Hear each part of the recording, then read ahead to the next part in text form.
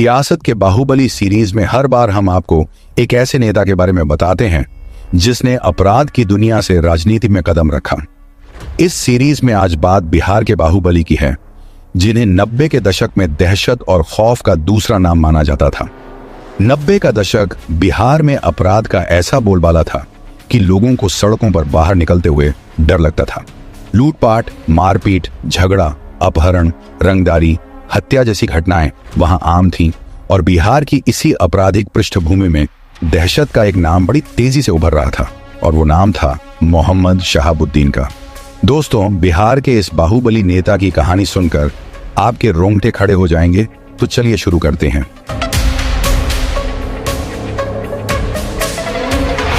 नमस्ते दोस्तों, मेरा नाम एमडी जैद है। लालू प्रसाद यादव के बेहद करीबी रहे मोहम्मद शहाबुद्दीन के नाम का एक वक्त पर बिहार में ऐसा खौफ था कि आम जनता तो छोड़ो, बड़े नेता, अधिकारी, पुलिस सब उनसे खौफ खाते थे। कहा जाता है कि शहाबुद्दीन की मर्जी के बिना बिहार के सिवान जिले में तो पत्ता तक नहीं हिल सकता था।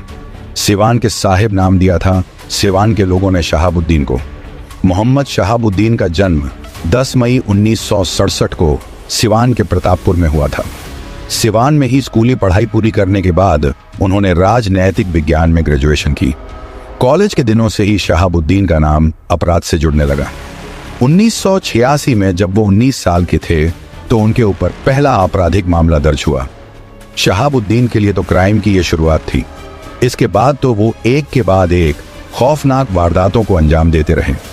कई मामले शहाबुद्दीन पर दर्ज होने लगे, यहां तक कि उन्हें हिस्ट्री शीटर तक घोषित कर दिया गया। जब अपराधों की लिस्ट बढ़ने लगी तो शहाबुद्दीन ने राजनीति का दामन थामने का मन बनाया। 1985 चुनाव में जिरदोई सीट से शहाबुद्दीन ने निर्दलीय चुनाव लड़ा और जीत हासिल की।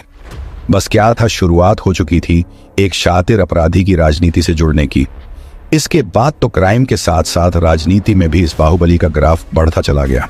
सिवान का ये डॉन धीरे धीरे पूरे बिहार में फेमस होने लगा। लोगों में शहाबुद्दीन का इतना डर था कि कोई उनके खिलाफ कुछ भी कहने से बचता था। इसी दौरान शहाबुद्दीन लालू यादव के करीब आए।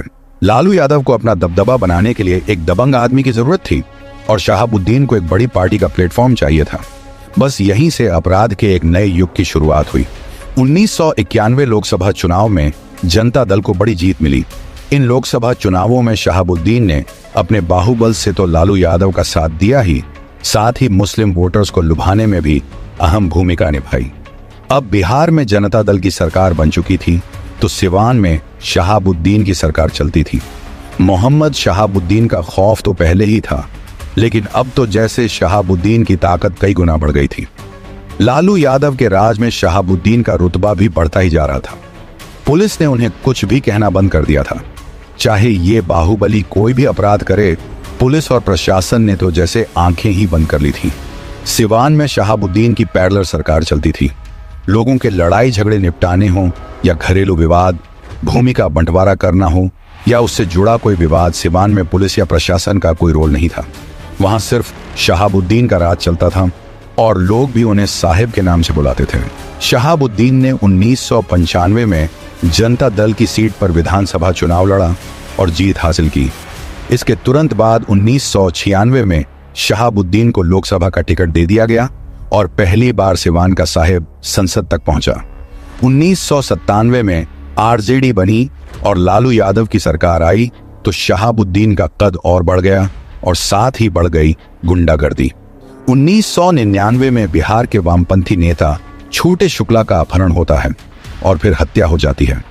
इस अपहरण और हत्या का आरोप शहाबुद्दीन पर लगता है, लेकिन पुलिस उनके गिरेबान पर हाथ डालने की हिम्मत तक नहीं करती।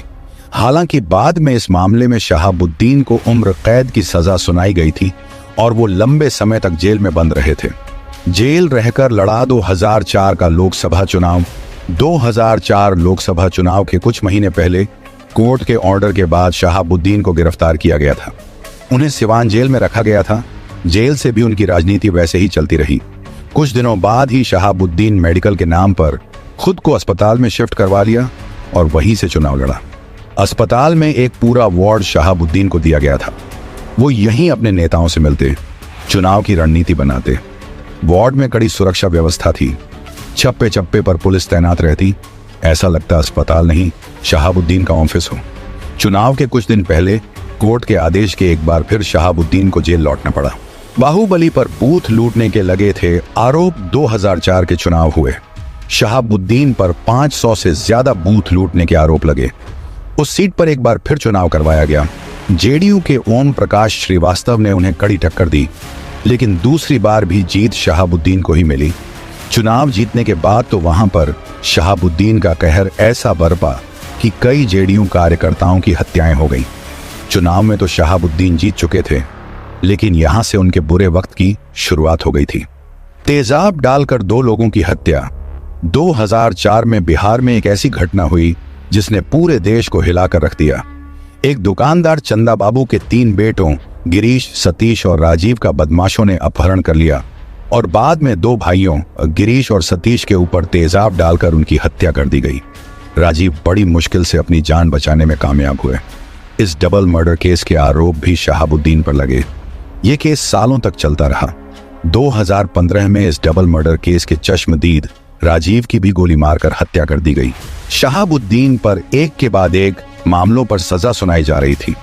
इसी दौरान एक बार पुलिस शहाबुद्दीन के पुश्तैनी घर में छापेमारी करने पहुंची तो उनके घर से कई पाकिस्तानी हथियार, AK-47, सेना के नाइट विजन डिवाइस बरामद हुए। इस घटना ने पूरे देश में सनसनी मचा दी। सिवान डॉन का आतंक की चर्चा अब पूरे देश में थी। 2005 में शहाबुद्दीन दिल्ली संसद सत्र में हिस्सा लेने आए हुए थे। बिहार पुलिस ने उन्हें दिल्ली से ही गिरफ्तार कर लिया।